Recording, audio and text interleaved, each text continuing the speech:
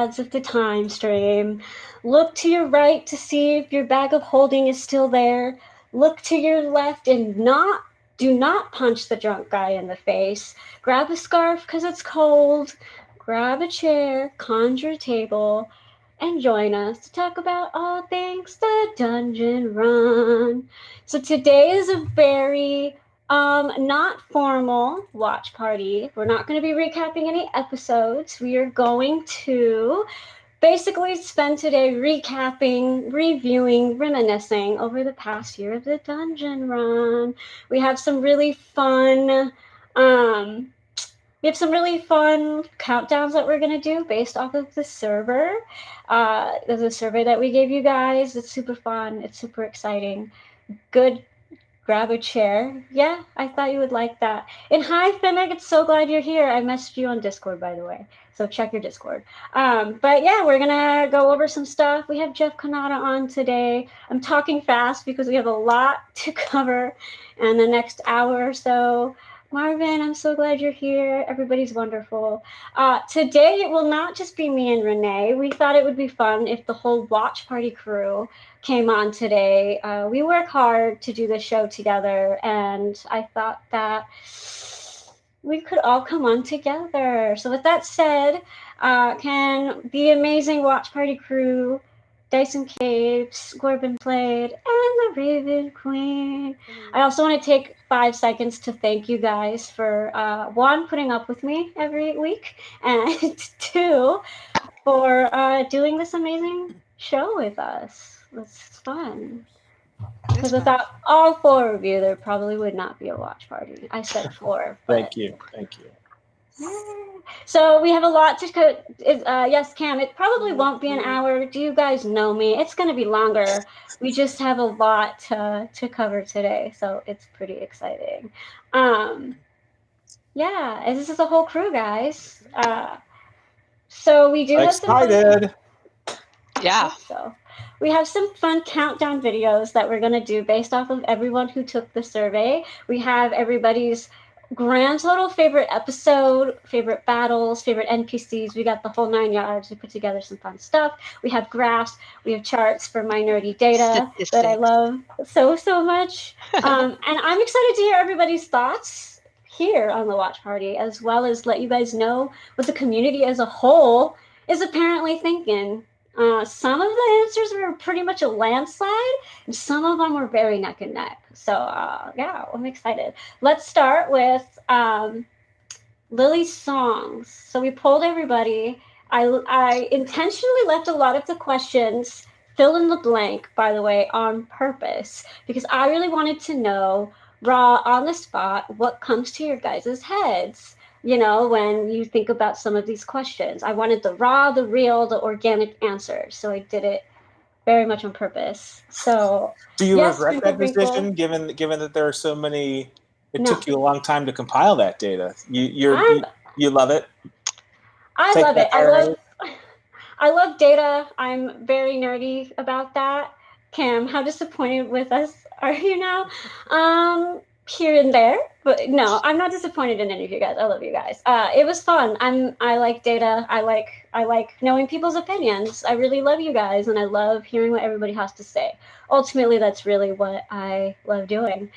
So we started with Lily's songs. We polled everybody to get everybody's favorite Lily song. And before we reveal, I thought we would share ours. And you guys know what the community said. Without spoiling, how does your answer? Yeah, compare to the communities. Joey, I want you to go first because I don't remember what you put. I put Don't Split the Party. Only because every time we play D&D, I always think of that song anytime we want to go different directions. Which we do a lot. Yes. It's a great song. I loved it. Okay. Renee? I went with the dinner song from the Knick Knack of Doom episode. I loved just from her perspective, traveling around Ain and watching people eat dinner and really like how they all do it. I really love that. I also, my second, of course, was the the door song is what I call it by Ape Lily, because I laughed. But yes, ultimately the dinner song was my number one. Tiger Lily, so many good songs. How does one decide one? Exactly. One, if anybody knows me, I don't ask easy questions. We're not going to ask what your favorite color is. We're going to ask if you know what a color is and the meaning of life. That's just how I roll, because I'm a Failwaffle. So, Kurt.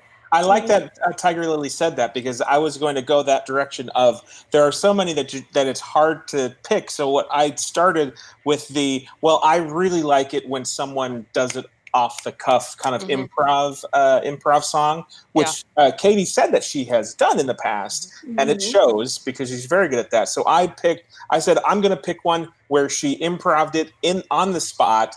Didn't have it written out beforehand, didn't have the tune beforehand. And for me, that's got to be the Warden fight, which was last year. So instead, I picked Door, Door, Door. I mean, I agree with you. I like the improv off the cuff ones too. I think that's why I picked Door, Door, Door, because it was just it was catchy and it was just so spontaneous, I guess, and that she thought to do it from the perspective of the ape was just funny to me. So I really like that one. Yes, I agree with you, Kurt. Yep. So the Warden song, right, Kurt?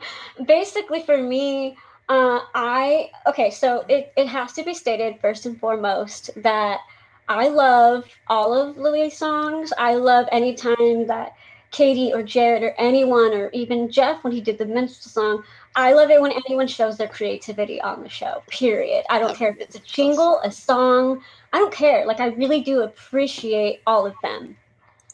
Now, with that being said, I love when Lily does my favorite song was The Tale of the Viscount Wingersticks, because it was very traditional bard. Like, she came in, she wanted to spread a story. She compiled a wonderful story about the Viscount, and it was done in a very Lily fashion. The Viscount is a horrible, terrible man, and Lily was able to sing it in a positive way, and even at the end have a little bit of compassion for the Viscount. And it was just, I loved it. It was just pure Lily. It was pure bard. Fantastic. And shout out to that gamer girl Chair, who also loves that song so much, and we bonded over it.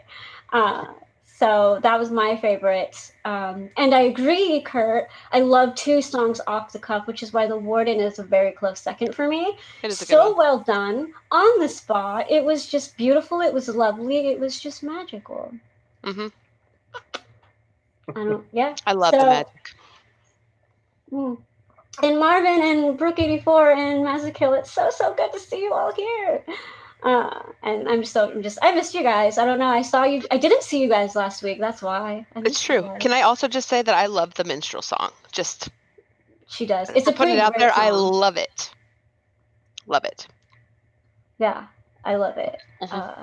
So why don't we show you guys? So basically the way we set up our countdowns is we have the top 3 from the community. And I was also, thank you, seriously, everybody who submitted. We actually had a very, very, very solid, nice sample. I'm so happy with the amount of people that filled out the survey.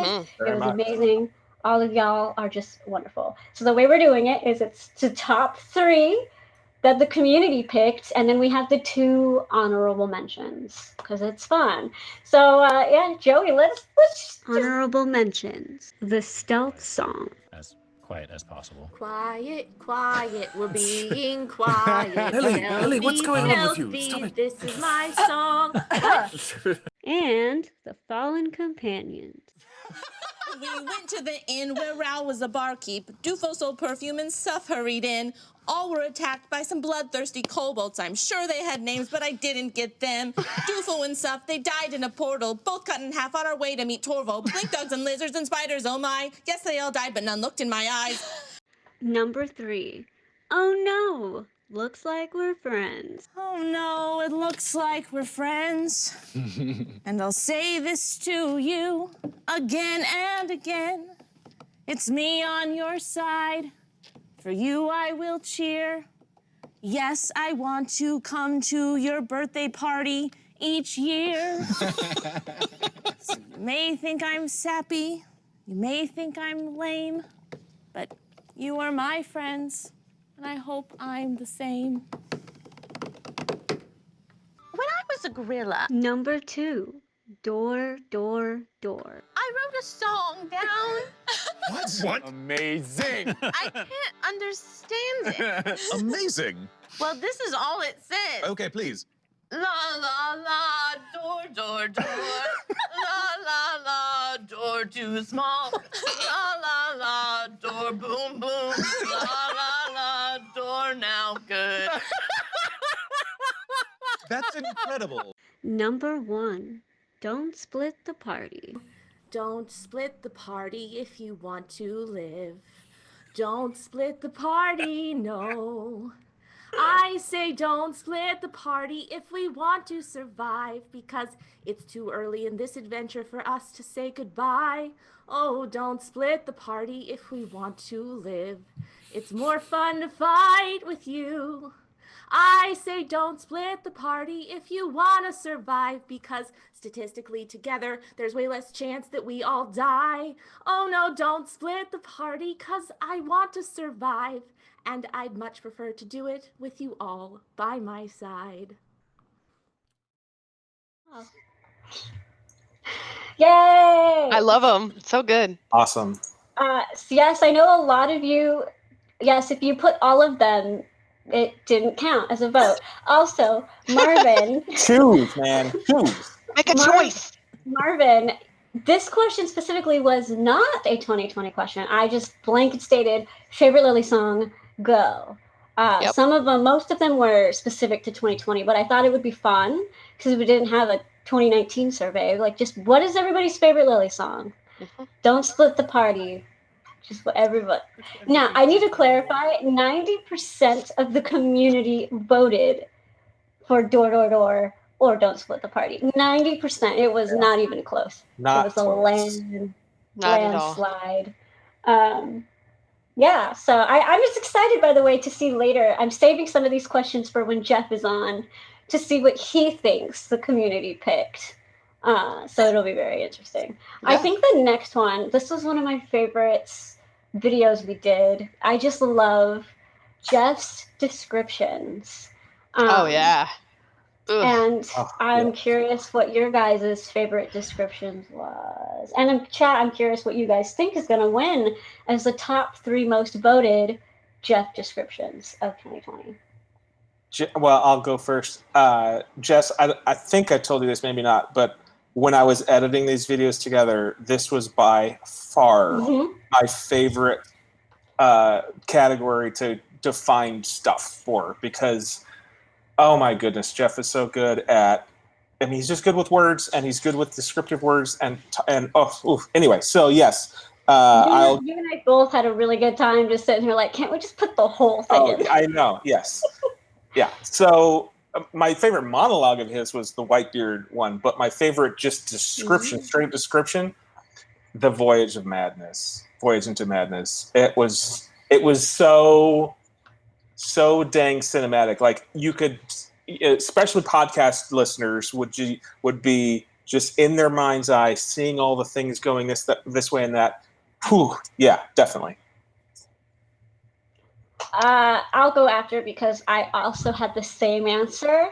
I was so spoilers. I'll give more details later, but I think that it was probably my favorite episode of 2020 also. But I'll go in. I have a little bit of a rant to do later also. But the description of it was so.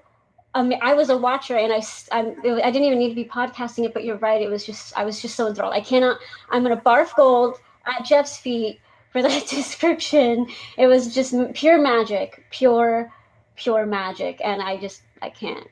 I clearly don't even have words for how much I love. Pass the baton. You don't. Yeah, you seriously. don't have the words. It's just, I just can't. Yeah. I literally. You don't have the words that Jeff does. Yeah, he does. He does. And I literally just said this on Twitter, actually, that he does such a good job that you don't even have to, even if you're watching, you don't have to be watching. You can just close your eyes and you can see everything so vividly and so perfect. But my favorite descriptions are the gross ones. Like, I literally put anything that involves the words undulating and viscera, because they're disgusting and they're amazing. And it's so gross. Like it's literally, it's like tangible, and I can smell it almost with just his words, and it's awesome, morbidly awesome. So how did you choose? Because there's so much Undulating in the viscera. Land of Ein. There's so much in the Land of Ein that undulates viscera. Yes. So anytime he says the words undulating viscera, number one. I find it funny. Hornist says most of my Jeff-related responses are no-Nizaron-centric. Interesting. I'm curious if you think that made And any yes, Sean difference. Patrick, moist as well. No, I just like undulating viscera. Moist, undulating viscera. Yeah. So good. Joey. Mine was the entire end of the shattering, from the Yeah. the warden battling the hodgepodges to the entire thing with the Ashen Mage coming out and everybody else coming out with her, to the whole description of the whole thing around Fahima's choice, to the urn exploding and destroying everything, until the flashback sequence. That entire sequence was my favorite Jeff DM description from the entire year. So gross, but so good. So good. Well, on that note, as we named our top 3, the top 5 most rated DM descriptions. Or not. That's fine too, Joey. He's doing it probably. Moist, undulating viscera. Yeah, hold on a second. Vamp. Honorable mention: dragons and wardens. Dragons. Enormous beasts of all shapes and sizes, dozens of them. Their mighty wings flapping, beating against the air, waiting to descend upon the wardens. And then they do. As if waiting for a cue, they begin to fly toward the wardens, screeching and diving, many of them all at once, their ferocious jaws open wide, plumes of deadly energies spewing forth, raining destruction down upon the Titans. Number 3, the war at Dalto Thum. Look to your left, and you see them. The army of dwarves. They're coming. You didn't think we'd let you go unwatched, did ya? The armies clash around you. It is war, and you're inside it.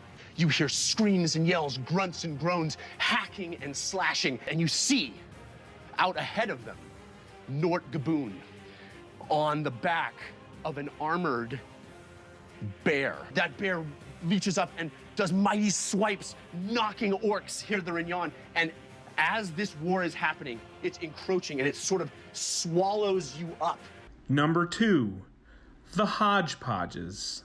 It is just this undulating mass of discordant bits, and these parts, these hands and arms come cobble together, and it's this strange massive thing that is now sort of in humanoid form, arms and legs and feet.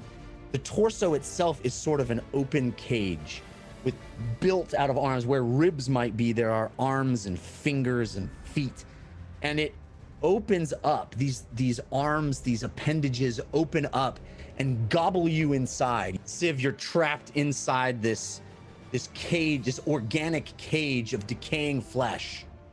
Number 1, voyage into madness. An explosion of specters rising in and around the ship, up from the floorboards, reaching, crawling, writhing, disembodied spirits everywhere, ascending past, through surfaces of the ship, all of them twisted, ruined visages, gaping mouths and eye sockets, skin and sinew hanging slack from bones, undulating surfaces of rotted flesh, leaking, oozing, dripping through yawning cavities, split open and pulsating with a haunted green glow. And the sound, the unnerving sound, the hum has become a scream, an agonizing wail with no source, no center. It permeates you in and around your body, in your mind, constant and unbearable. And you feel madness. Oh man, I love it. I love it. Goosebumps. Yes. Goosebumps. Oh, Oh, so good. Yeah, the Bingo Banshee. I loved everything about the Mad Voyage into Madness. Yes, it was so I was literally like this, just amazing. watching again. Like I was wrapped up again. I just So love it good. so much. I love it so much. Yes, I'm so happy. I was personally happy that one made it, and I was surprised how many people agreed. But I'm not complaining. It was magic. It was gold. Loved it. All of those descriptions were just bomb.com. The next one, which was one of my, again, I intentionally made most of the survey questions fill in the blank. I wanted to know just blanket statement who people picked, and I was very interested to see who would make top NPCs. Just no guess, no list, just fill in who your favorites were. So I was excited about this list. We got about 29 different NPCs. Oh yeah, there were a lot. 29, which when you have over 100 people submitting, it could have been worse. Could have been worse. So you guys go for your favorite NPCs. Let's start with Kurt this time.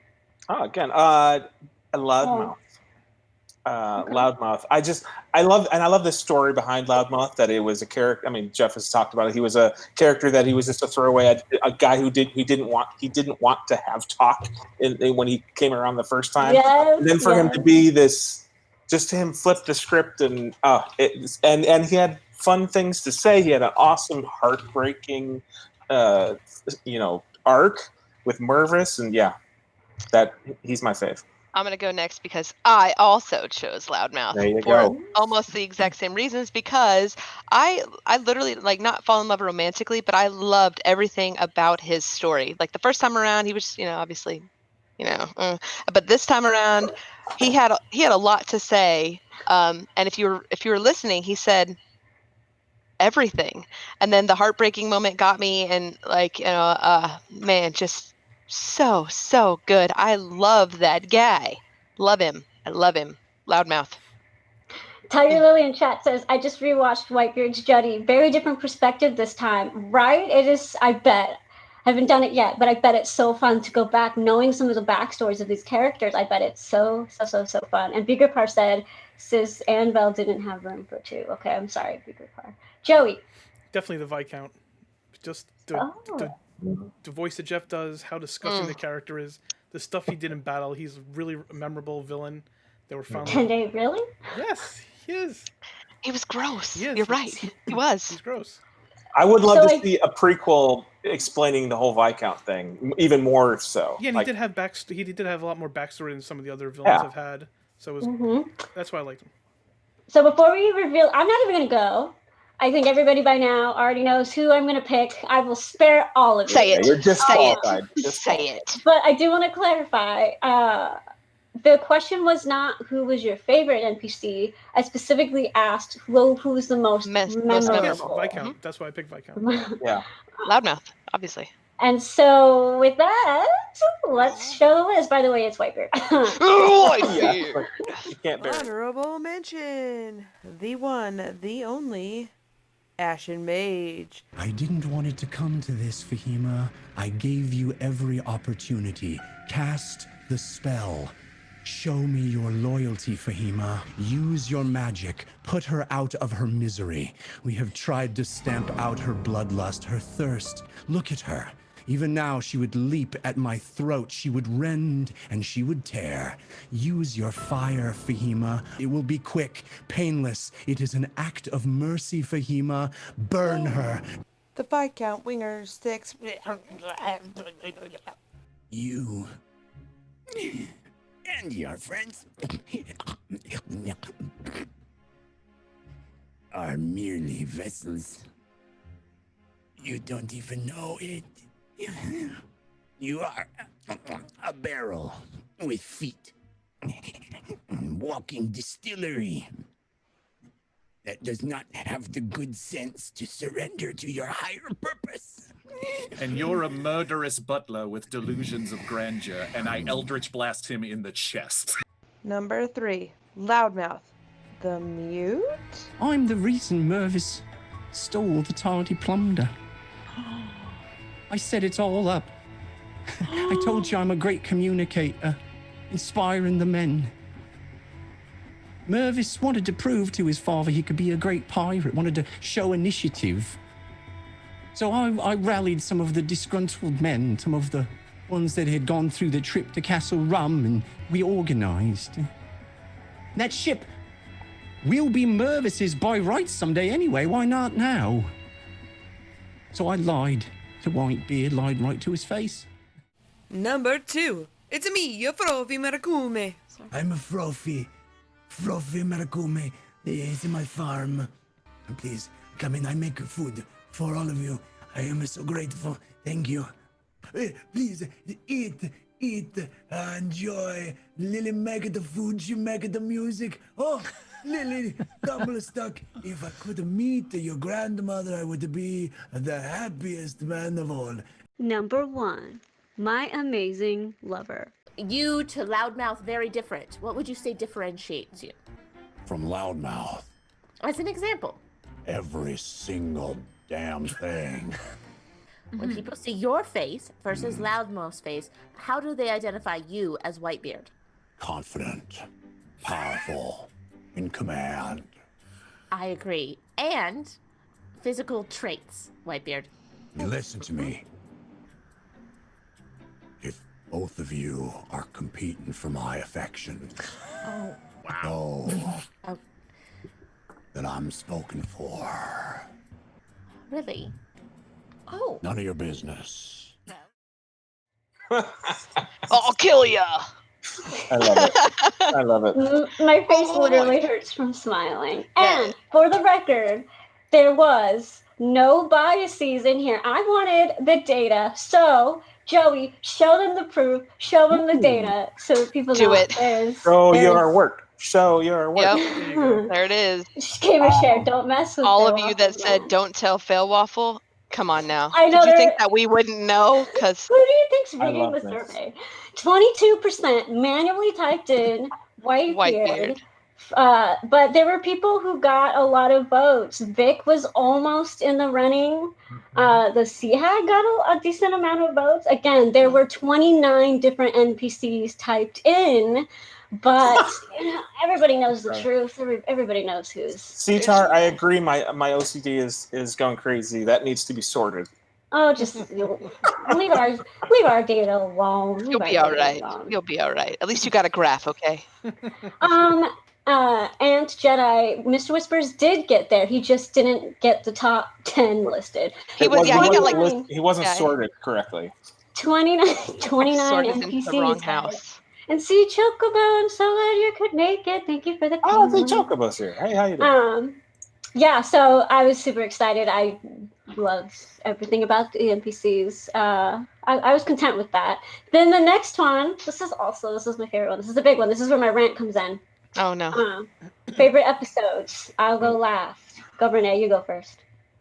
Favorite, I said like that whole Voyage into Madness sequence. I actually said quite a few of them, to be honest with you. Yeah, she did on our own survey. I mean, I filled it out. I mean, and I specifically was like 48 and 49, but I also loved the City of Scrap because I just loved the little salvage matters, but also more about James and what's happening with that guy, all of that stuff. So there's a lot going on, but I loved Voyage into Madness section and Salvage Manders area. I mean, I love them all, but Brandy, exactly. I was just going to say that. Same. I had a lot of favorites. See, that was the whole point. We love the show, right? Okay, no one loves the show more than us. We're the biggest fans. We're the biggest supporters. Which out of all of the amazing episodes do you pick? That was the question. You have to make a decision. Yes. Okay. How do you can't even pick a favorite episode? It's How do a you think game about of that? I did. I wrote it out. Decisions. Kurt, you go next. So speaking of game of decisions, and probably the most impactful decision that there was, or at least the one that brought out the most emotion. Well, actually, there are, I guess, the two of them, because I could be referring to two different episodes. Mine, I'm thrown in with JLP. Fahima, when she escaped the Ashen Mage. What I loved about that episode is the having. I mean, I love the boldness of having part of your party in one half and party in the other. And what did you say? Anyway. So the shattering. That's what you said. No. The one where she escaped. the Oh. what's it, water and ash? Yeah. I think No. so. Well, whatever, something whichever in one ash. it was, Yeah. it was the one where she freaked out on, like, JLP freaking out on screen, like live on the air, and just the awesomeness of that episode being, it's split in two. I love that. So that's mine. Okay, so Fimic in chat said he would pick the one where they fight the Ashen Mage at the end, which they didn't fight the Ashen Mage, but I'm pretty confident Fimic is talking about the Shattering. That's my choice. The Shattering was my choice. If you didn't get it from the DM description that I talked about earlier. Yeah. Okay. Oh, I had no idea. Yeah, that cliffhanger, the active end one, was my favorite episode so far this year. Ooh, so good. JLP says, I've never felt more challenged by a D&D game. Seriously, dude. It was so good. Okay, so because this was before we were doing the ratings for the watch party, but I already said that episode 47, Voyage into Madness, is hands down my favorite episode. I think not just this year, but I think overall, I would have given that episode a 9.8. It was so close to being a solid 10. It was ridiculous, and I was rooting for it. But I think it had a perfect mix of comedy. The pacing was amazing. It was tense. It was, again, his descriptions, I have no words, literally. I mean, it was just from start to finish an almost perfect episode from start to finish, and it was just amazing. So I'm curious. This one had more variety, but the top 3 were very clear in the community. It wasn't. This was not one of the categories that were neck and neck. So it's very interesting to see what was number 1. So, best dungeon run episode of 2020, according. Honorable mentions, episode 55, Traces of Forever. He picks up another bottle from the table and throws it across the room, and it shatters against the wall. You think a 10-year-old boy has the wherewithal to stage a mutiny? Captain, we have an attack frigate, possibly 2 attack frigates, and they look hostile. Everything for all of you goes black. No! You experience a moment of clarity, a stillness in your mind, and a single question flashes across your consciousness. A single question that demands an answer. And the question, Lily Dumblestuck, is, do you save the boy, or do you let them take him? It's a hard question. Yeah, it is. I think as much as it would pain her, she would save the boy. Honorable mentions, episode 36, Steel and Bone. And I'll cast Polymorph on him. You're gonna be a giant ape!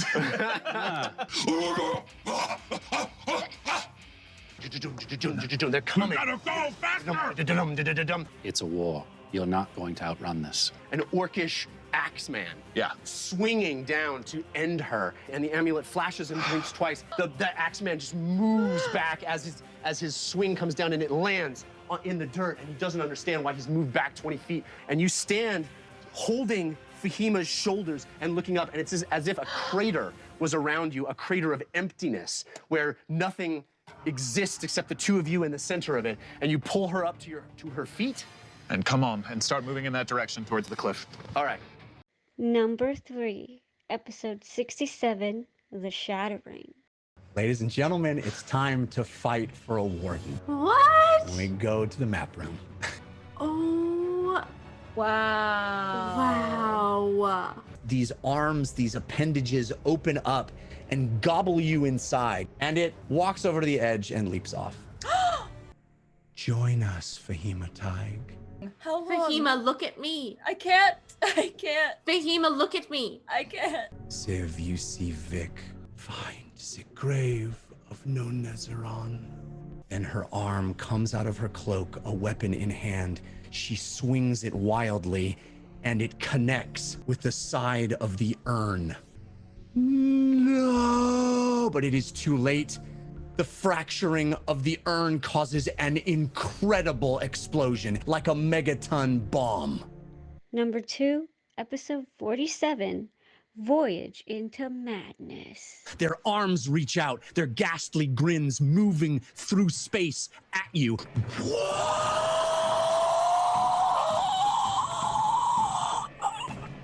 You look over and you see Whitebeard completely crazed. He has tackled Loudmouth.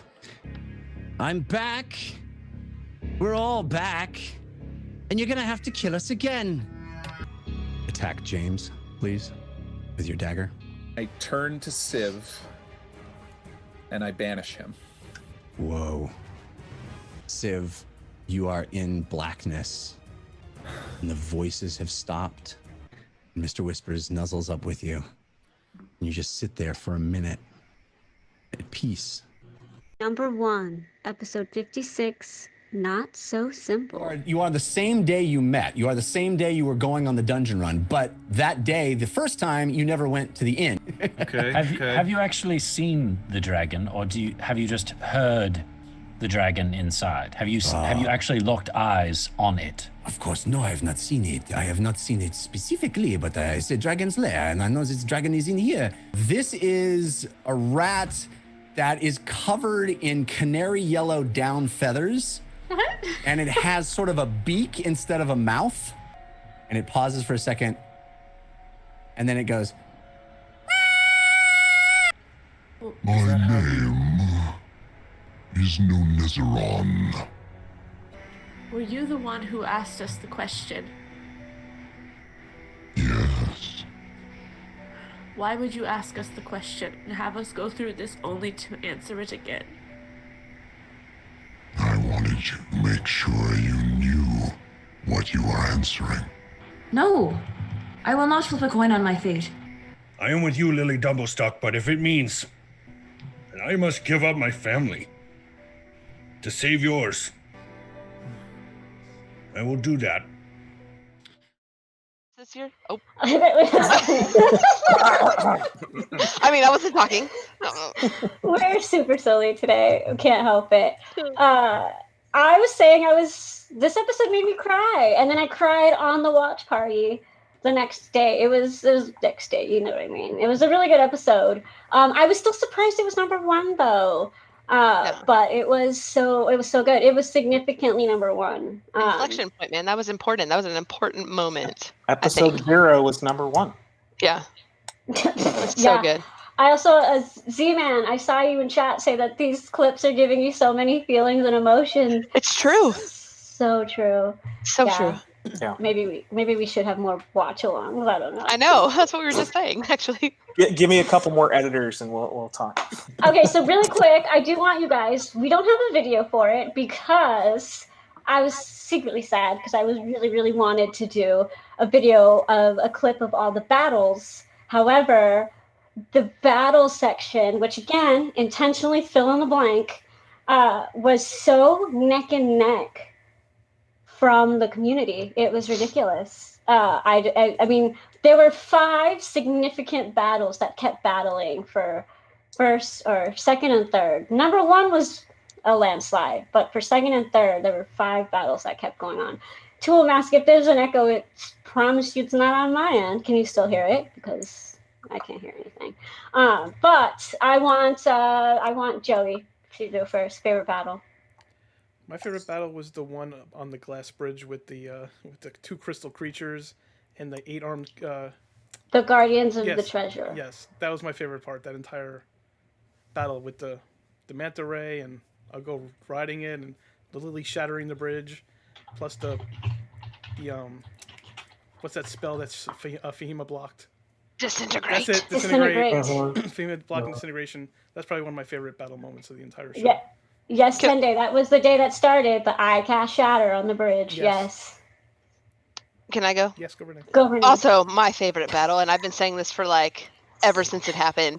I love those Spellweavers. They were ridiculous, and I think they were so great. All the creatures were great, but I also loved it because it was like one of the moments where, I mean, if Fahima had not done that and passed that, Civ was gone. Civ was done, man. Pile of ash done, and the look on his face, I was like, oh yeah, I totally saw this coming, but oh no, this this is like a real oh no moment. And then Fahima just did her thing, man, and I loved every part of that battle. It was I listened to that episode at work, and I slammed my fist on the desk at work, and everybody was looking at me like, "What the hell's going on?" And like, someone almost died.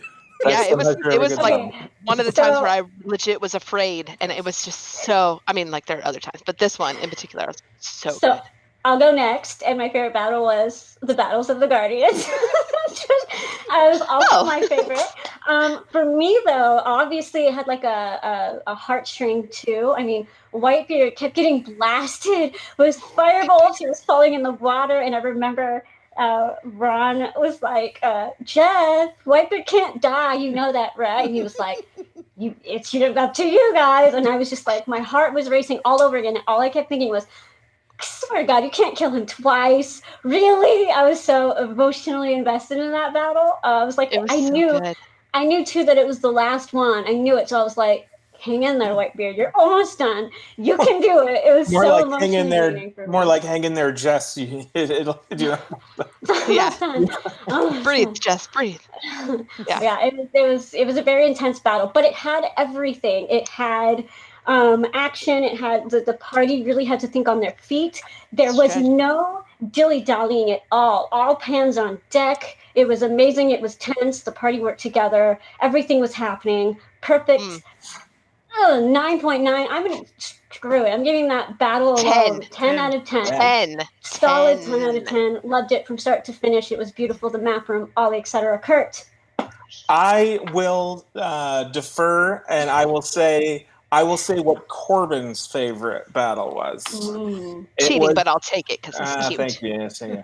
I drink because I haven't. Also drink because he said his kids. Was the sea battle with the nameless few. He loved the ships coming and the whole, the fire, and he loved that battle. So I will go with him and vote for that one. Jeff says he lived long enough to see 10 malls. He lived long Jeff enough to see said, 10 malls. I lived long enough to see 10 malls. For a battle, not an episode. It doesn't matter. It's a win. That's 10. He's 10. It's true, though. I cannot... Bring the man on to defend himself. Yeah, I know, right? He's like, I'll take it. He's in the back typing. Also, my stream is not working, so I cannot see chat, sadly. But I will say this about the battle. Oh, we don't have a video. Never mind. But I'll wait for Jeff to guess. But you can't take it back now. 10 out of 10. I would not take it back. You deserve it. Everyone deserves it. I'll defend it, Jeff. The map room deserves it. Everyone is on par that day. 10 out of 10. That's so good. So amazing. Also one of my favorite episodes too. But for the one that did get first, I will say the set/map room, because I'm not spoiling which one it is. I think I'm not gonna say anything. I'm gonna wait for Jeff. And on that note, final thoughts, guys. Final thoughts. Final thoughts. The year of our Lord 2020 is finally coming to an end, and I am very happy about the fact that the dungeon run, the community, the show, everybody kind of carried. I'm sure we did a lot of carrying of each other through the year, and so that's my final thought, is that it's been a pretty phenomenal year to get to know all you people better and to watch this awesome show. Yes, I also echo what I said actually in my survey was, things happened this year that were not awesome, and it's been a not awesome year for most, but my favorite part has been being able to be more active on the Discord, or, just be around more and get to know everybody more and hang out. So I don't think I'd be as active if things had not happened, and I really love that. I love every part of it, and I agree. She dropped out. TheRavenQueen show. Ta-da! So yeah, I agree with you, Kurt. I think that we all carried each other, and we were able to celebrate, birthdays and births and all kinds of other things. She clicked the wrong tab. She clicked on That's the wrong funny. tab. Failwaffle for the win. Yeah, so I agree with you, Kurt, 100%.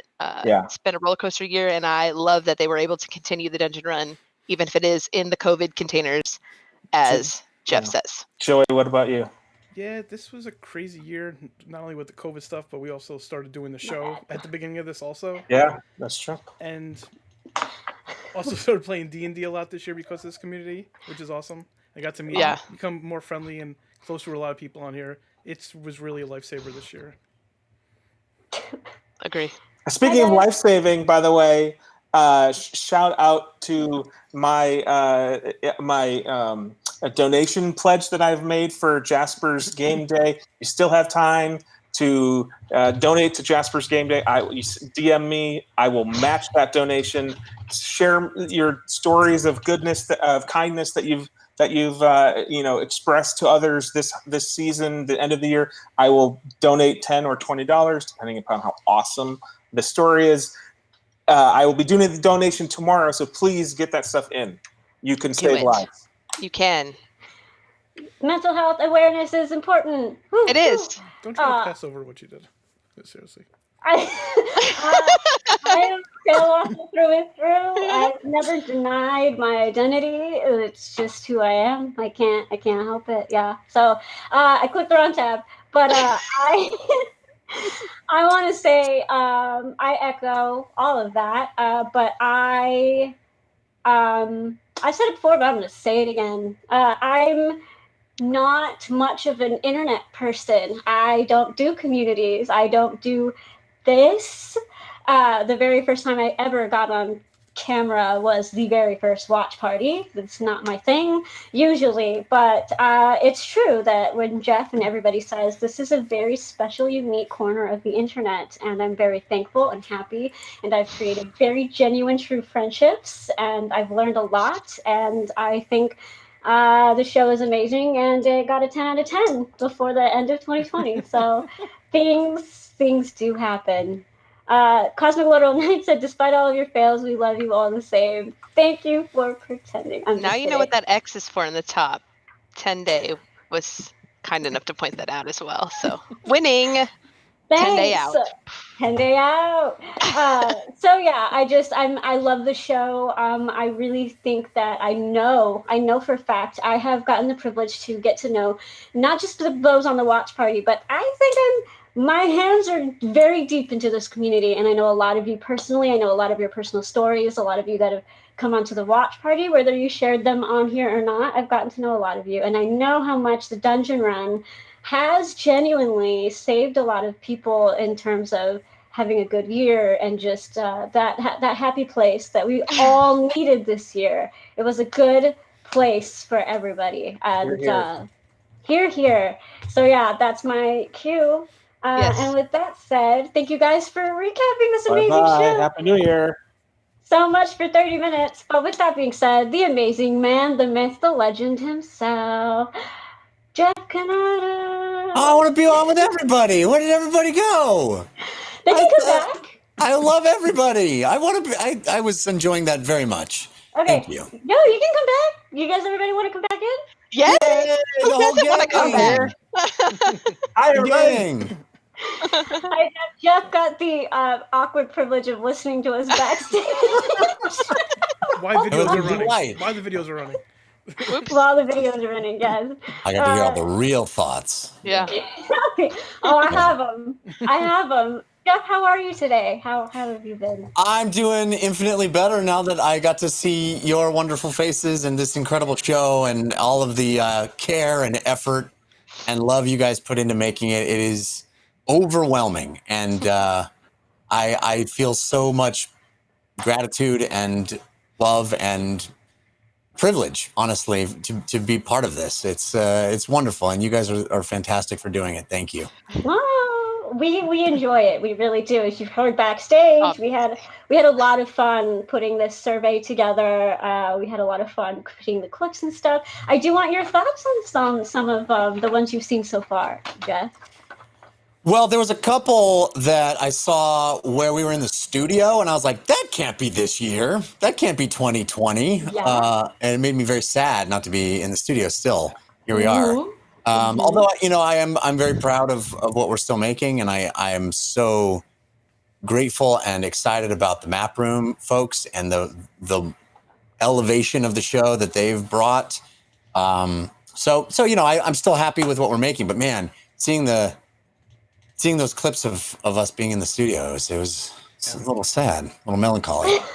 2020 though, trust me, I only took responses in 2020, and yeah, I mean we were there until March, so it makes sense that there's stuff, 3 months of stuff, but it just feels like that. It just feels like a lifetime ago. It doesn't seem like feel like a a lifetime year. ago. Yeah. I mean, in a way, it is a long lifetime ago. When I was talking to Jess while we were making these things, and I was talking about the one shot. Should we do something for the one shot that Todd Stashwick did? Right. And we decided against it. But the first thing she said was, "That wasn't this year, was it?" It's like, yeah, it was like late February. Yeah. This year. Yeah. It's been a long year. It has. So Jeff, what did you think about the DM descriptions? Top 3. I don't know. I'm not sure I was here for that. Was I here for that? I don't think I got here in time I don't know. for that. I don't know how long you were listening to us back. I think I got in for I got in and I wasn't clear what was happening because you guys were talking about something that I wasn't seeing, and I realized, they're watching the stream. Anyway, so I was a little slow on the uptake. I think I saw favorite episode and favorite NPC.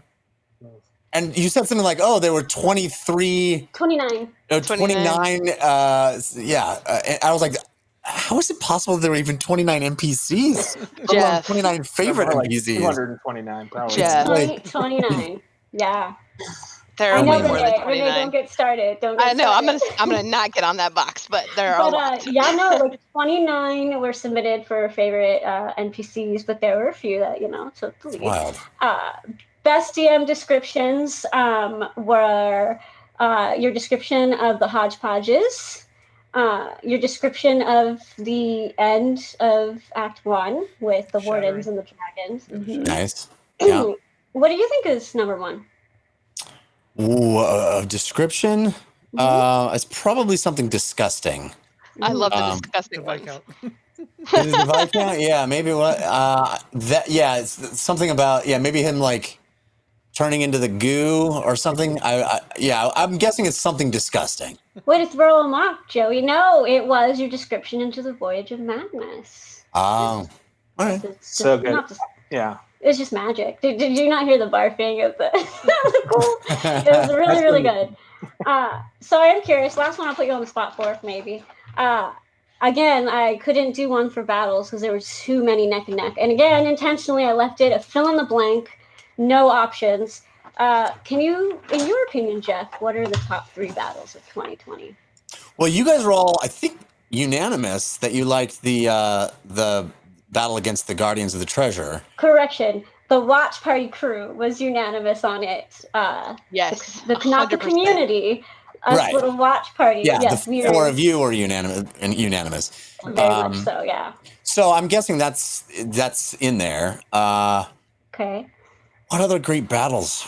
There were 5. Maybe the slug. I'm guessing the slug was pretty high up there with Lily dousing it with salt water. I think that was a pretty fun ending. What else was like a crazy almost died? Here's what I think was number 1. Okay.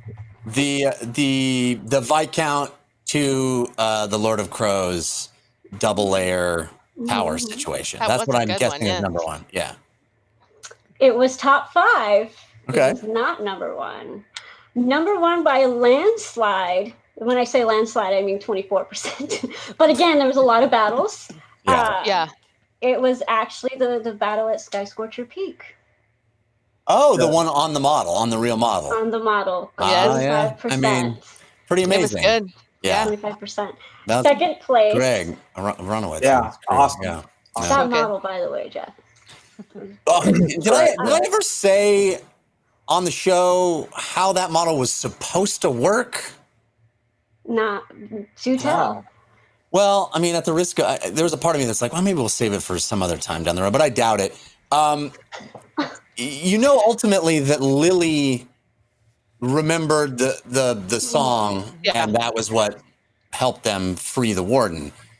The idea that I had that Greg built and had ready to go, he actually figured this out and made it work, was the team if we had done this in the studio, the team would have legitimately actually played Simon. Wow. With the nodes, that each of the individual nodes was going to light up a different color, and they would have had to actually, like, each player was going to have to stand on one of the nodes, and it was when they were going to have to play for real Simon. That's awesome. Free the warden. Yeah. And it worked. Like, he literally like took apart a real working Simon and rewired it into the model, and it was all ready to go. Wow. And JLP is saying, "What? I'm so sad." Wow. I guess I never told anybody. You didn't know that either. Yeah. Amazing. There was a part of me that was like, maybe I'll save it for some time down the line and we'll do it. But that was the way it was going to work, and it was one of the things that made me so sad that we never got back to the studio in time. And I couldn't, for the life of me, when we went round and round with the production team, I couldn't for the life of me figure out a way to do it virtually, because it just didn't make any sense to do it virtually, right? It had to be actually them pressing, leaning over, pressing on the model. Would have been awesome. That would have been really cool. Yeah. Because I was wondering that too, the song, and I was like, oh, I wonder what's going on. That's so fun. Yeah, it would have been really neat. But I do think it was still cool the way it played out and seeing the model and all that stuff. But there was a lot of things. There were like 2 other huge things, because I've been planning that sequence. You know, the Fortress of the Four Former Forges into the interior of Sky Scorcher and confronting the Ashen Mage. That whole multi-episode sequence had been in my head since we started. Right, that was the big ending of Act 1, and so I had multiple things planned that were all going to use physical things in the studio. You saw that, like, the entrance that we'd gone through. The beginning was part of it. It was all planned out, and that was part of the reason that we even did the flashback time travel stuff. Was I was trying to stall because I wanted to get back into the studio, and I literally went to production. I was like, "Can we just do something else until COVID is over and we can get back to the studio?" And they're like, "Sure." So that's why we started doing the time travel stuff, and then of course that became its own big, cool, sprawling story that I fell in love with. But then at a certain point, we're not coming back anytime soon. So, So on that note, because I really was curious how you were planning on doing the shattering in the studio. I don't even know if it was your plan to do the separation of the party. How are you planning on doing that in the studio, if you were at all? Well, to be honest with you, it would have been way, way better. It would have been way better. I mean, I don't want to take anything away from the show because I think it played out really, really well. Yeah. But having it be an actual physical secret room where I would have taken Jessica out and then come back without her. Right. And the team wouldn't have known, right? I would have walked back in the room without Jessica, right? And I would have in the secret room, and I would have been like, "Bye, you made this decision, go. You don't get to come back. You have to go." And that would have been, I mean, I think that would have been even more powerful because of the physicality of it, right? And then, I mean, this is a terrible thing to do, is like tell you the alternate version of the show, but no, it's great. The thing that was even more exciting to me when I pitched this to the production team very early on. I was like, I want to literally give her this option, and I want to make her understand that it's actually a possibility that she can make that choice, right? Because in that moment you go, well, this is a narrative choice for my character, but I can't actually do it, right?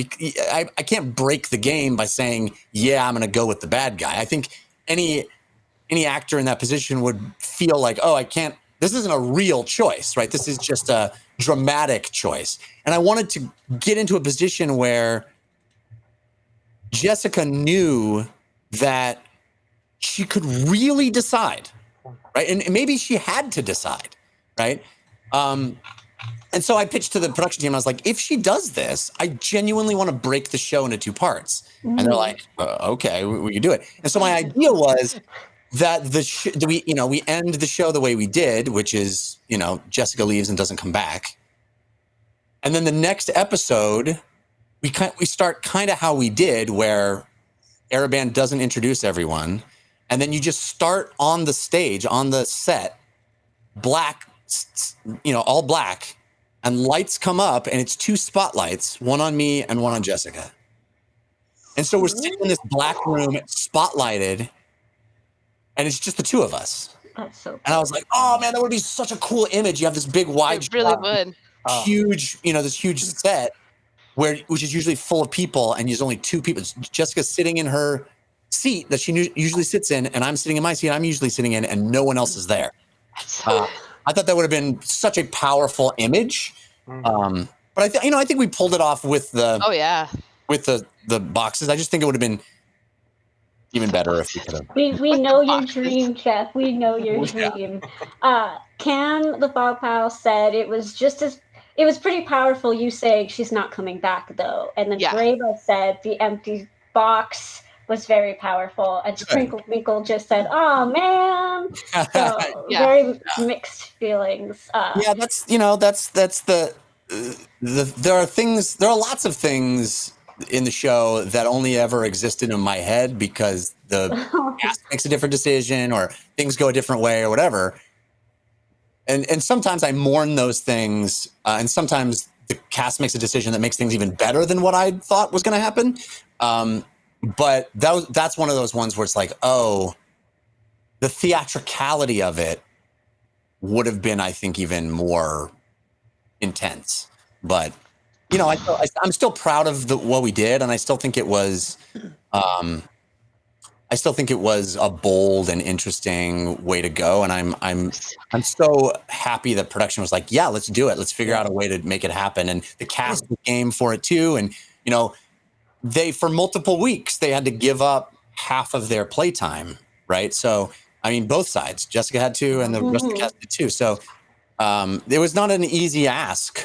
A lot of trust that they put in that. A lot of trust, yeah. I'm grateful for it. Good. So I love, still to this day, I love JLP's comment when, I think she said it on the Discord, and she was like, "Did I just fire myself?" That was really funny. It was really funny. But it is interesting how it would have played out. And I was curious, especially the moment you did it, I was like, I have to ask him eventually. But I do think that it's working. And I know a lot of it's going to be in your head. So with that being said, how much more in your vision did you have planned, big studio stuff-wise, did you still have planned? Like, are you past the stuff that you planned up till this point, or are there still moments where you're like, I really wish I could do that in the studio?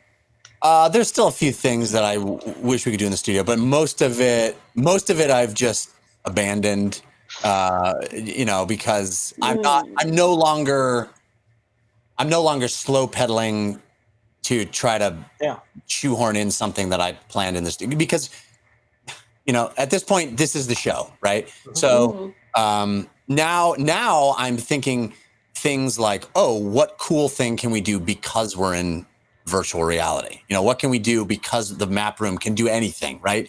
Literally. Yeah. So, there's things that, like moving ships on water and giant chicken monster would have been a hard model to find, and the train sequence. Like I was like, oh, we can do a train sequence now. Like, I always had this idea that there was this connection between Dalto Thum and Vimdor, but I never thought we'd have a fight there, because how do you even do that? But now I'm like, oh, I can throw that out to the map room and they can build it and we can see it. It's opening up a lot of really cool opportunities that way, Yeah, I want to say one thing, that one of my favorite map room moments was when was at the lighthouse when James did flying, and then they kind of did his perspective. He's looking down at the map. Like, that was my favorite thing, and to me, that was still like the the first kind of mind-blowing, holy cow, this map room can do a whole bunch of cool things. But then every single week, the map room seems to grow in its power. You know, like Fahima growing in her power. The map room is too, and the cave going spelunking down. Oh, I love was that one. incredible. So there are so many cool things that the map room has been able to give you, and I'm excited to see what you with the production team, what the cast can do in that kind of virtual playground. Well, that's the best thing about doing the show. I think I've said it before, but it bears repeating. Every single person that's involved in the show goes above and beyond. And I've never been part of anything where that's the case, where like Heather and Leah are writing songs. They didn't have to write new songs. They're the theme songs for the cast. They just did that on their own time. They decided to do, they cared enough to do it. And the map room is another example where they constantly, you know, I ask for X and they give me X plus 1, you know, always. And that's the kind of thing where, you know, that I had this idea of descending down into, you know, finding that underground sequence, the water sequence underground. And I was like, hey, you know, we're in this virtual environment. We don't have to, we're not bound by the table anymore. Could you guys put a map vertically and just have everybody sort of hovering in front of it or dangling down like they're climbing down a ladder? And they're like, well, we could do that, or we could build you a cavern. And I was like, yes, I like that idea. So that's the kind of thing where you know, everybody's bringing their A game, everybody's bringing their best, everybody's upping the ante around me and making me look better because of their talent and creativity and passion. Fun fact, on the survey, the tavern, the down view of the tavern was voted the most wow map room, like a wow moment. Wow, that is voted cool. number 1 because that was my favorite. Again, the map room is amazing, but it's just that view. You're just looking down, and it like didn't stop, and it didn't stop, and it didn't stop, and then it looked back up, and it was just like magic. Yeah. It was magic. It was pure magic. And then, of course, I had this whole, you know, elaborate sequence of like crumbling rocks and all these perils. And then the cast was like, no, we'll fly to the bottom immediately. I was like, come on. Pretty much. Just like Civ running off the map, you know? Yeah. Always the best laid plans. Do you think that the map room takes away some of your power of theater of the mind a little bit? Because I mean, one of the categories was DM descriptions, and did we have any DM description winners that weren't that were you know, map room centric? I don't recall, but because we can see it now, we can see it in a different way than what a table, because with the table you kind of have to use your imagination a little bit more than with a kind of 3D environment. What are your thoughts on that? I don't feel like it takes anything away. I think it's additive, and there's certainly plenty of opportunities. I mean, the cool thing, honestly, with my job is I get to decide, right? if I don't want it to be a map room sequence, it doesn't have to be, right? It always feels like a gift to be able to have that visualization for both the players and the audience, and to be able to see it more vividly, to be able to understand the spatial relationships of things. And, you know, when we first started the virtual or the, you know, COVID sequence, or first started the time travel stuff, every episode was just theater of the mind, right? It was the attack on the desert sequence with the ship going across all of that was theater of the mind. The tavern brawl in Boster was all theater of the mind. Like, that's all we thought we were going to be able to do, because we talked at length about, okay, do I set up a camera in my house with like a table and we can cut to that and I can move minions on that? And I was like, that just seems too intense, and I don't think I'm going to be able to do that. And how will I be able to? We just abandoned that idea. And so it was like, well, until we get back to the studio, it'll just be theater of the mind. And that's honestly, that was when it's like, okay, well, now I can do stuff like this crazy apparatus of Quailish idea, where it's like, because we're not on a table, because there's no, it only could work in the mind, this wacky thing, which I don't think the cast really dug, and at the end of the day. But I liked it. Yeah, thank you. Honestly, I'll tell you another tidbit of what may have been. is originally the whole point of introducing the apparatus of Quailish there and having the barnacle thing and the shark fight and all of that, that was all just to set up the idea that they would need that later when they finally got to the Tritons, right? That they were going to have to get back in the submarine and go through the Triton lair, and they hated it so much. I was like, well, I guess we're not doing that because they kept wanting to leave it behind and sell it. They did sell it to the. They sold it to the snake people and the snake bed. Yeah. So ultimately, I was like, well, clearly not. So that's when I reinvented that idea and changed things. But that was the whole point of it. Was like it was a setup to have this cool big submarine investigation of the Triton lair. You could tell because when they were trying to sell it to the snakes, you were just like, you sure you want to do that? Yeah, this is super valuable. This is super valuable. You should. Yeah, you should have made him go back and buy it back. Yeah. We should have. But I remember, I was like, oh man, that's important, and they were not having any of that. I can't not point out my best friend Eric in chat says, even though we have the map room, we still can't see the smell. But I can smell it. It's the first when he thing describes it. Yeah. Which is hilarious. I love that, Jeff, and I do want to. And maybe you can tell us some more stories about some of these battles. I'm all about the data, Jeff. I'm all about it. It's my thing. The data. Data. So, Sky Scorcher Peak was number 1. The actual 10 out of 10 battle, Guardians of the Treasure was second. Was second. Cool. 10 out of 10, man. I've been waiting for that. I'm waiting for you to say 10 out of 10 for months. Finally happened. Got it. You got it. For you. Yeah. You got it though. I can't even. I have nothing to say at all about the Guardians of the Battle. It was just beautiful from start to finish. 10 out of 10. Yep. You were right. Number 3, tied for third place was the Slug and the Nameless Few. Battle. Oh yeah, that was a cool fight. That was a really cool fight. Yeah, I was really happy how that played out. So with that said, Jeff, what was your favorite battle, and what was maybe the most fun or the most difficult battle of 2020 for you? I'm tempted to say that the upstairs downstairs Viscount was my favorite. It's really good. I had a great time. I love battles that unfold in stages like that, where the players think that they have their minds wrapped around what the challenge is, and then it changes. I enjoy that a lot. You can't do it every time, right? Because then they expect it. But I like having that dynamic, and that dynamic really worked well in this one.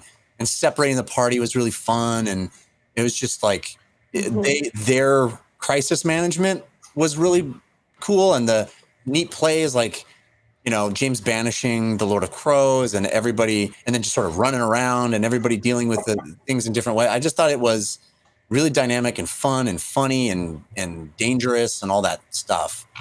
Agreed.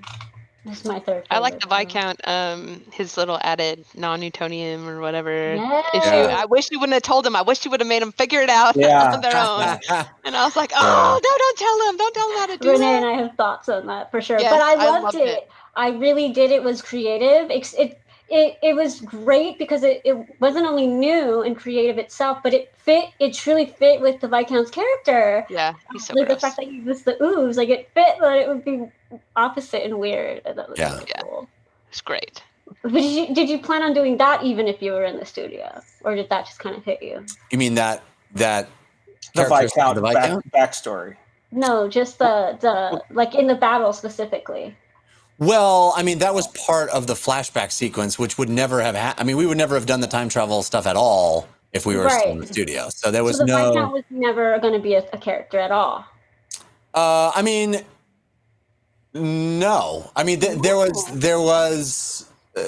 are ideas that are sort of at play that I drew from that were always part of the story, but ultimately everything in the flashback, everything in the time travel stuff was an opportunity to explore ideas that kind of were part of the tapestry of the world, but have become much more vital because we got to see them first person, right? Because we got to go there. And now they're, I think, essential.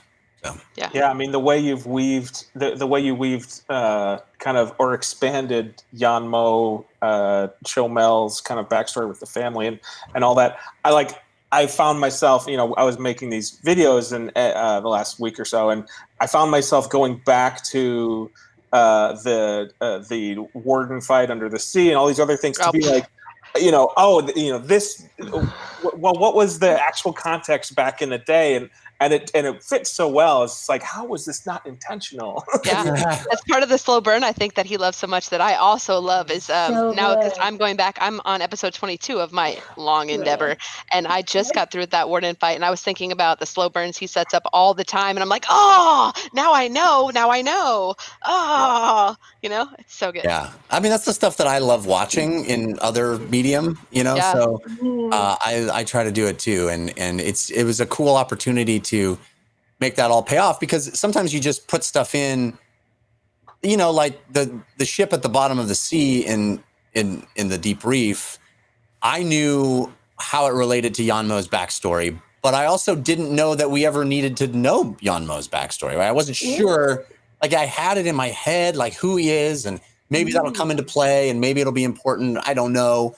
But then we had this opportunity to, do this side story, and we were talking about production folks were, saying, what would you want to do?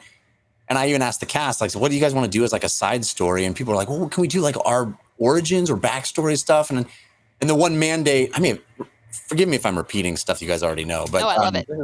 The mandate that I had from production was like, everybody has to play their characters, right? It has to be, Jared has to play Civ and Katie has to play Lily and like that. So it didn't make sense to go back and see, Civ's childhood, because it wouldn't be our cast. It would be, Ron as, somebody from the past. So I kind of couldn't do their origins. But then I thought, well, wouldn't it be cool to do an origin of a bad guy? Yes. And I have this origin of a bad guy in my head, and I could also tie it into the main story in other really interesting ways. And I could maybe start it in a way where it doesn't even seem like it's the origin of a bad guy. So that was all the, and the ultimate jumping off point for all that stuff was the force of good that was go find the treasure. So so good. Best side story ever. I'm really pleased with it. It was a little crazy at the time, and I wasn't sure how long it was going to last. Right? We thought maybe 4 weeks, and then we did however many it was, 20 something. 22. Yeah. She would know. I think that's going to be a running gag in the show for a while. I think you've referenced it a couple of times. Your NPC. 22. Is it 22 weeks long? 22. I just watched Soul, the new Pixar movie, and the character's name is 22. So I keep thinking that can't be the right number because that's the character. Anyway, doesn't matter. So for you, because we haven't given ours yet, and I'm curious for you, Jeff, what is your favorite moment of the show? My favorite moment? Oh my, there are so many. Yeah, there are. So many incredible moments. Yes. I mean, I loved... There's so many. I loved... Cam, that wasn't this year. That was last year. What? I don't even know what this year. I mean, I loved going back to episode 0. That was such a treat. It was such an amazing, getting those maps that we used. We literally used those maps that were printed out, and none of the audience knew. Right? It was just the cast that knew it was the same maps.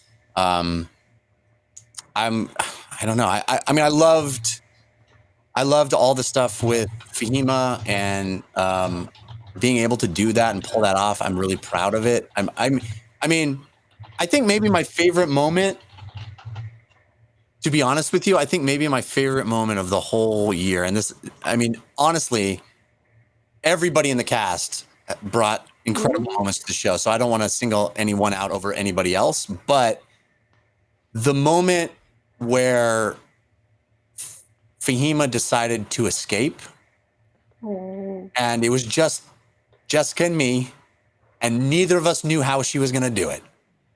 And we figured it out. Take that leap. We just like improvised our way through it, and it was this incredibly dynamic situation of two people stumbling their way and trying to think on the fly, and like I'm trying to help her in certain ways, as a DM, to like give her something to work with, and she's thinking outside the box and coming up with stuff, and it was really it was magical because it was so organic, and so much of the show is. I mean, but as a DM, there's certain things I plan for, and oftentimes those things I plan for don't go the way I think, and all that stuff is dynamic. But this was a moment where I'm like, I genuinely have no idea how she's going to get out of this. I genuinely have and that is so fun. And one of the big things I've learned in doing the show is you don't have to provide solutions for your players. They will come up with better solutions than you will. You just have to make sure there's the opportunity for solutions. You have to make sure that there are possible solutions, but you don't have to give them a solution.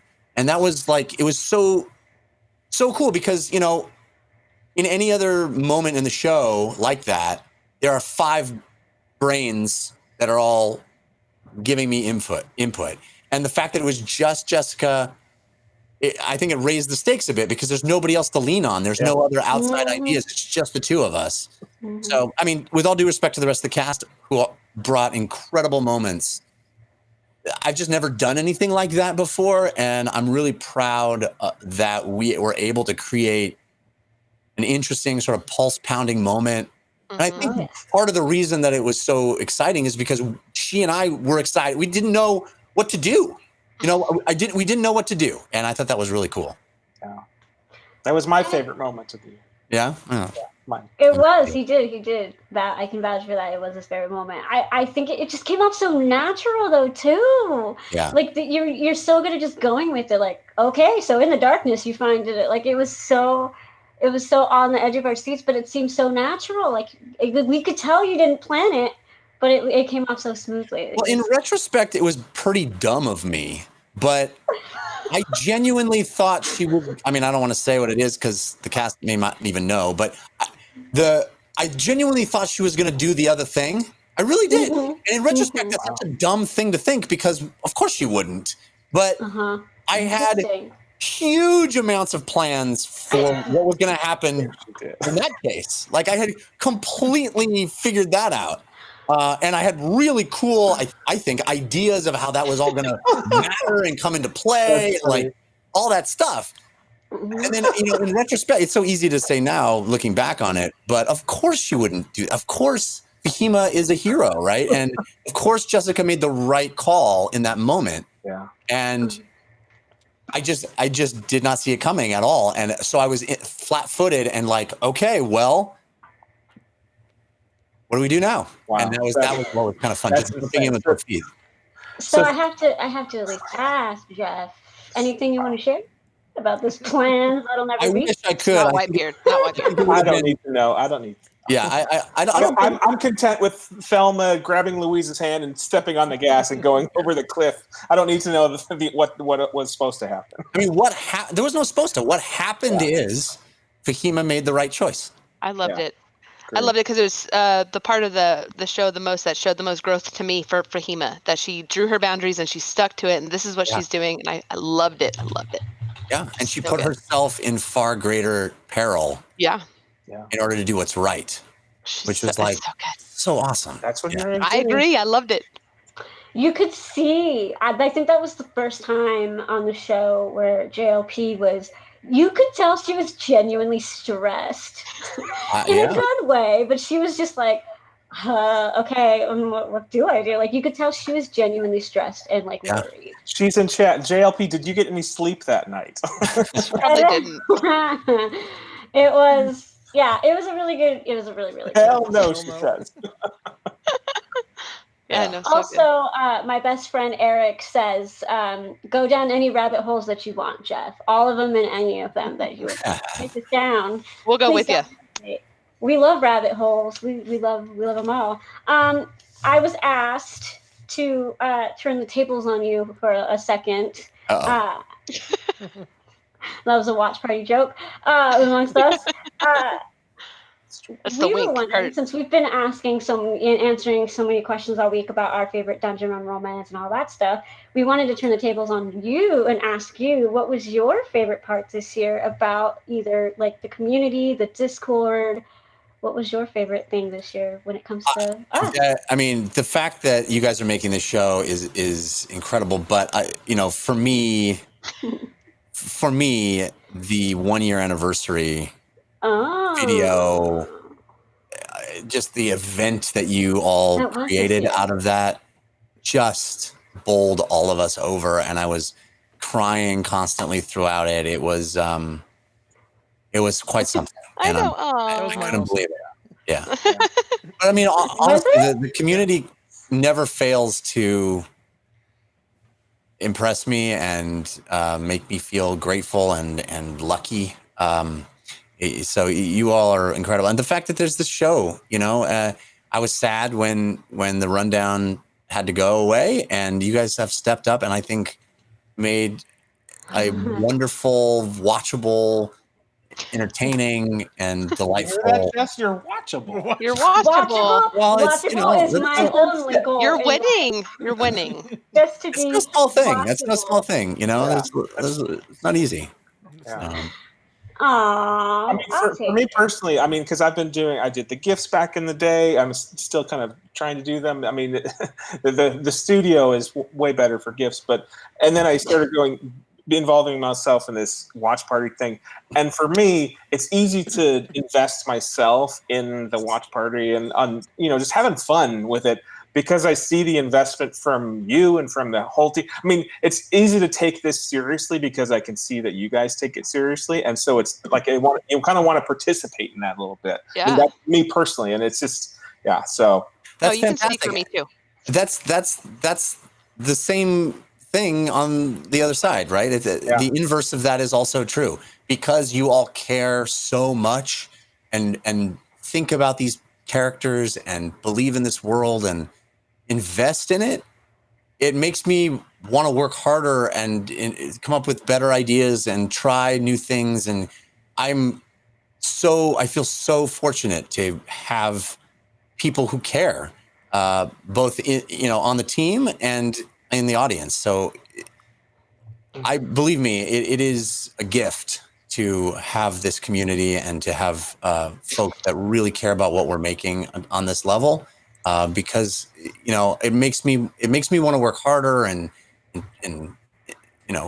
delve deeper and make you all excited and happy and pay things off, because honestly, it's the slow burn and all the sort of setups and payoffs that I'm trying to do only matter if people pay attention and care, right? If nobody, if people are just kind of tuning in passively, which is fine if that's the way you want to do it. But if people were only doing it that way, then it wouldn't really matter because nobody would notice, right? So having all that stuff makes me want to go, oh, wow, this cool connection can be made because they'll get it, Oh, I take notes. She does. Oh my gosh, the notes! I love them. I love all of them. It's like I'm playing too, so I take notes with them. Every time. You guys get stuff before I think you should. There are made in that no-cast. Ages 13, I think, is an alien or something. I mean, he might be a chrono he might be a chrono dragon the way he Lord A. things. I think he's bugged my office. I loved it. I do want to share my I think the 1 year anniversary by default has to be one of the greatest community things, because I will say, before the 1 year anniversary, I think the 1 year anniversary was the catalyst that really kind of put us to being, putting it bluntly, a Discord to being a community. Because I remember, first of all, shout out to GorbinPlade, because one, we have a very magical friendship. But I was like, I don't know, I had this idea and I really want to do it, but meh. And GorbinPlade was like, Jess, just do it. And I was like, okay, hey Joey, I have this idea. And he was like, just do what you want. And but this was before we were a community, so people didn't know what we looked like. People didn't know, and so I was like, okay, I'm gonna do this. So we all got together, and a lot of people helped me, and then after yes, shout out to Lincoln Break, who was my right-hand man on that, and we really worked on it. And I went to the community, and I was like, guys, ta-da! What about this idea? And everybody was like, yeah, can we do that? Yeah, we'll go on video. We love the show that much, and it was almost like that was the moment that kind of brought us all together. Like we all unitedly love the show. We're all willing to do all of this for the show, and it obviously started a lot of other videos and projects and surprises for you guys. Surprises for the win. But that really was the start. It was the moment where like the community kind of clicked, and like I said, I think it was more of like we're less like a Discord and like, hey, we all care just as much. We can really band together. So I did want to shout out the one. I don't just love it. I'm invested. I'm in it. Yeah, Jeff, can you tell we like really love this show? I love it. I'm honored and you guys, it's infectious and makes me so happy. I can't even tell you. It is beautiful and positive, and it's like a salve for 2020. You know, it makes me feel incredible, and I'm so grateful for all of your efforts. Thank you. Is that salve for some undulating viscera, maybe? I think you need that salve for the undulating. Yeah, I think so. I also want to shout out Wordsmith, who managed to make it here. Congratulations for catching up. You're amazing. All those, yes, you're binge watching. Oh my gosh. Wordsmith has been binge watching? Yes. And writing up descriptions on each episode in the Discord has been a delight. I guess I missed that. Yeah, thank delightful. you. Congratulations, Wordsmith, for catching up with us. It's exciting. Yay! And I do want to kind of continue to turn the tables on you a little bit, Jeff. And we thought, because, you know, we know a lot about the show. I think, by the way, also putting you on the spot, eventually we're going to have to do a round 3 of Stump the DM and only because we are tied 1-1. I know you were being nice. Yes, you're being nice to us, but we did not stump you last time. You owned the second one. We got a little cocky and we made the questions less difficult. So we have to have a tiebreaker eventually. I'm worried now. Man. I don't know. I'm working on Stump the Waffle, and I got some really hard questions happening right now. I want Stump the Waffle. No, I don't know about that one. But we have to. But I did, so like I said, I wanted to continue to turn the tables, and we know so much about the show, but we kind of want to know a little bit more about Jeff Cannata. Oh, well, Jeff Cannata. Ask away. Okay, thanks. So question 1. Correct. Thank you guys for all putting up with me. In the show, I'll say that. Wordsmith says Waffle will be hard to stump for trivia game is strong. No, dude, I'm telling you, I've been rewatching, and I got some little ones that she's not going to know. If I have the time to rewatch stuff for a day, you're going to be in serious trouble. But I wanted to know a little bit more about Jeff in terms of your experience with D&D, not necessarily as a DM. Like, do you prefer? I know. I've heard your stories about how like you're the DM one, you're magical and probably shouldn't do anything else. But like, what do you like to be a player? Do you still play? Like, what does that look like for you? I'm playing tomorrow night, actually. We're playing, Jared is going to run a one-shot for some of us. What are you playing? And, I'm playing I gotta know. I'm playing a School of Invention wizard named Walton Fizzle. He is a human wizard. He is in his mid-40s, and he spent most of his life as a blacksmith. And he's an ornery kind of fella, and he would see these mages come in, these adventuring parties come into his blacksmithy shop, and the mages would always act so high and mighty and not want to buy anything from him. And he got so mad about it that he decided to teach himself magic to show them. And so he's terrible at it. He's a big brawny blacksmith. So School of Invention is, it's kind of a recent addition, Unearthed Arcana. But basically the idea is you can like cast a spell that you didn't prepare by rolling a random die and just seeing what happens. And so that's basically how he operates. Is he's like, screw it, I'm going to do it. And he just, Is that what he sounds like? I love that. No, he's a bit like this guy, you know. He's a bit like, yeah. Oh, I'm hot and fizzle. I love it. I love it. Oh my gosh. Because we would all really love to see you play one. So the whole cast is going to be in that, or who's in that? Yeah, it's all of us. It's Alex and Jared is. Sounds like that's going to be a stitch. Oh man. Yeah. So I think we're just doing it because we missed doing the show for 2 weeks, and so we're just gonna have some fun tomorrow night. Seriously. I don't know if I was supposed to tell everybody that, but I did. Weird be a secret. I didn't know anything. Jeff, so how do you feel in terms of playing and DMing? Do you have a preference, or do you sometimes miss playing? I definitely at this point I definitely prefer DMing. It's been a long time, honestly, since I've really played. And I'll be honest, I'm a little intimidated. These players are so good, and it's a very different skill set playing and DMing, and I don't know. I mean, I'm very intimidated that I won't be able to control. We're just doing it for fun, obviously, but it is.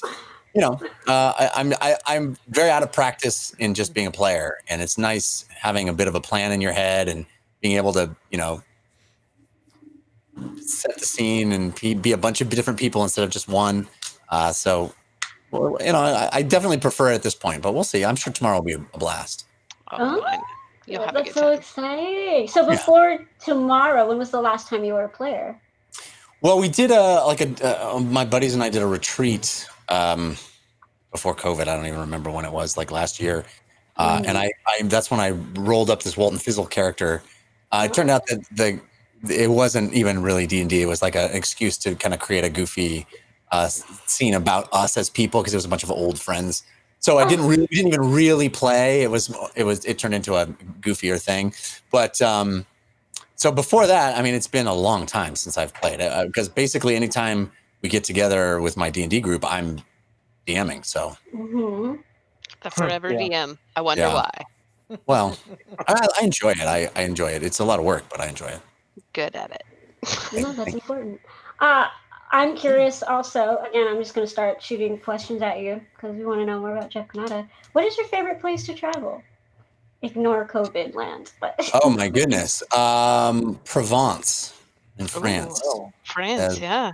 It's the most beautiful. I mean, I love Italy as well. My wife and I got married in Italy on the Amalfi Coast, and that was incredible. But Provence in France is magic place. Yeah.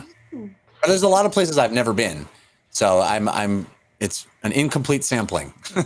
But I hope it will always be. But I hope to. I hope my wife and I. It was one of our favorite things is to travel, and so it's been a bit of a sad thing to go a whole year without going anywhere.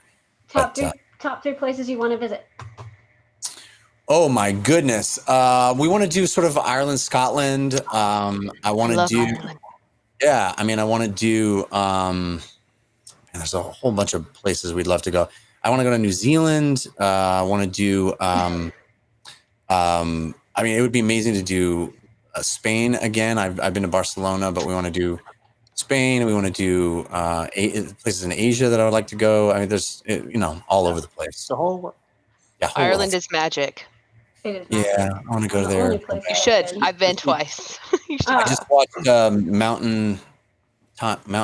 Mountain Time, the new John Patrick Shanley movie that's set there. It's not a great movie, but it makes me do your Irish Christopher Walken.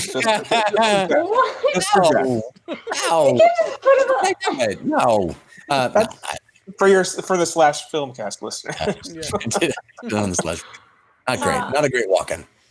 Walken is great. Okay, that was another question. Segueing to the dungeon run, I really want to know, and the community actually wanted me to ask you this. Are there any references or inspirations that you have from your characters that we may not know, or we haven't gotten. So obviously, like, you know, Dondo is made up of Sean Connery, and Whitebeard, the magical guy, was made from the Batman. But are there any other references or influences that That's we a leading question. She wants to know where Frophy comes from. That's exactly where she wants to know. We'll just get straight to it. I think GorbinPlade, I think you nailed it. You nailed it. I saw earlier when I was just in the waiting room. I think you said it's my grandpa. It's my really late grandfather. Yeah, he's adorable. Yeah, he was adorable. He was an adorable, great cook. Short little guy. Didn't speak very good English. But yeah, he was definitely inspired by my grandpa. I love it. Yeah. That's awesome. Tende, I guess it's only surprising because I keep forgetting Jeff was listening to our conversation. That's really what keeps surprising me. I'm like, oh yeah, we did say that.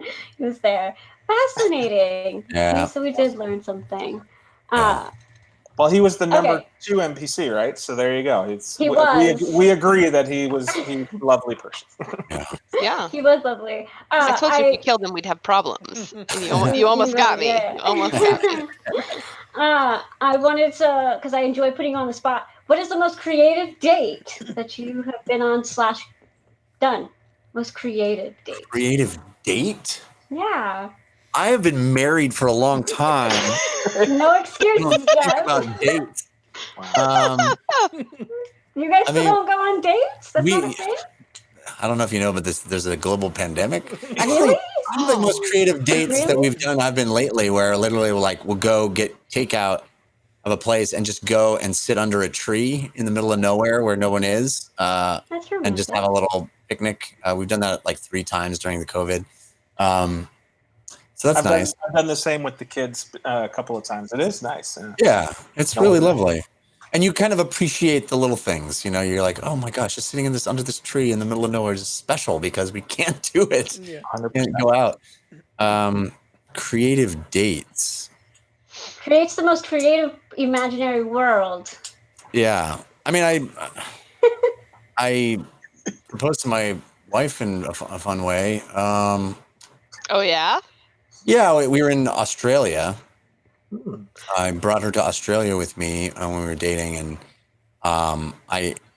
it's a long story that is not that interesting. But anyway, hired musicians to play her favorite song and tricked her into thinking we were just going to this club that was an exclusive club, and it was actually this guy that I knew that has become a really good friend, but I barely knew him at the time. He was a fan of one of my shows, and he was like, I reached out to him because I knew he was Australian, and I was like, "Is there any way you could help me like organize this?"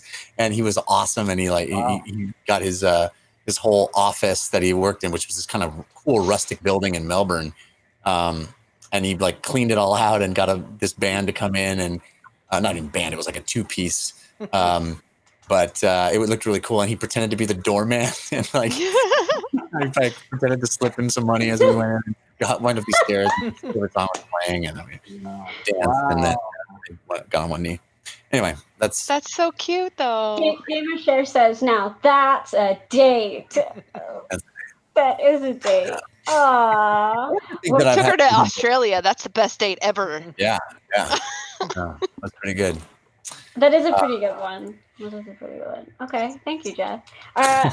I appreciate that. Wordsmith in chat says, I ship Frofree and Granny, which is another question I was asked to ask you. Yeah.